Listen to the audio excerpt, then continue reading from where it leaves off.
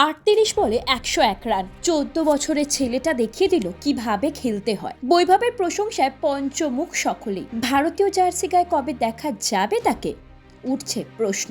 গুজরাট বনাম রাজস্থানের ম্যাচের সব আকর্ষণ ছিনিয়ে নিয়েছিল এই ছোট্ট ছেলেটা, যে কিনা আইপিএল এ নিজের দক্ষতা দেখানোর সুযোগ পেয়েই একেবারে ফিরিয়ে দিলেন সুদে আসলে। বড় বড় দাদাদের দেখিয়ে দিলেন কিভাবে খেলতে হয়। সঞ্জু স্যামসনের চোট পাওয়ায় তার বদলে গত 3টে ম্যাচে ওপেন করতে দেখা গিয়েছিল বিহারের এই ছোট্ট ছেলেটাকে। কৃষক বাবার কষ্ট করে জমি বিক্রি করে খেলা শেখানো যে বৃথা যায়নি তা প্রমাণ করে দিলেন এই মারকুটে ছেলেটা।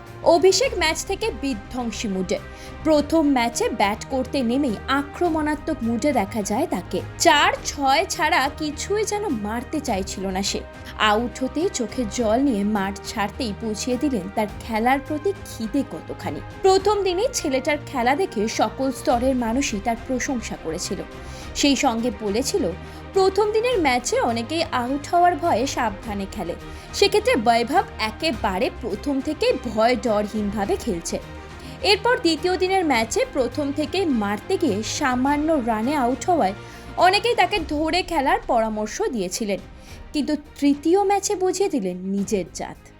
4 উইকেটে 209 করা গুজরাটকে একাই বুঝে নিলেন এই 14 বছরের বাচ্চা ছেলেটা।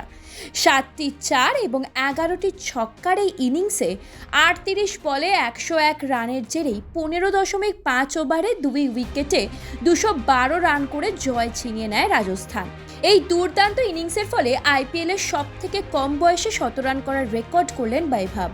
পুনে ওয়ারিয়ার্স ইন্ডিয়ার বিরুদ্ধে 30 বলে 100 রান করে এই তালিকার শুরুতে রয়েছেন ক্রিস গেইল, তারপরেই রয়েছে বৈভবের নাম। বৈভবের রেকর্ডের তালিকা যেন শেষই হয় না। 18 বছরের গণ্ডি পেরোনোর আগেই সর্বাধিক ছক্কা মারারও নজির করেছেন। ইতিমধ্যেই 3টি ম্যাচে খেলার সুযোগ পেয়ে 16টি ছক্কা হাঁকিয়েছেন তিনি।